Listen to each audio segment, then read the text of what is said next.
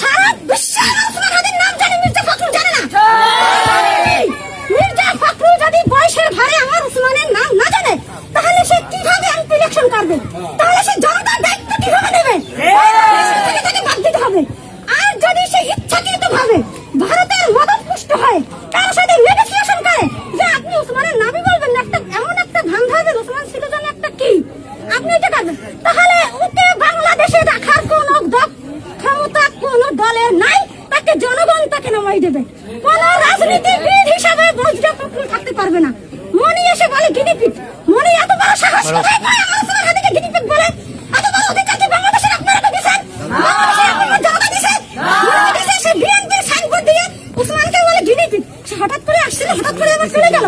এই সমস্ত কথা যদি তারেক রহমান সাহেবকে উদ্দেশ্য করে বলতে চাই, সে এই মনি এই কাফিলের সম্বন্ধে, মির্জা ফখরুল সম্বন্ধে কি ব্যবস্থা নিবে? যদি ওরা দলীয়ভাবে কোনো ব্যবস্থা না নেয়, তাহলে আমরা বুঝবো যে এটা তারেক রহমানের কথা, এটা তারেক রহমানের কথা। আর যদি উনি ব্যবস্থা নেয়, তাহলে বুঝবো যে এটা ওদের কথা। ওরা ভারতের সাথে নেগোসিয়েশন করবে। কথা একটাই, ইনসাফের বাংলাদেশ চাই। একটাই আমার কথা, একটাই, ইনসাফের বাংলাদেশ চাই, সততার বাংলাদেশ চাই।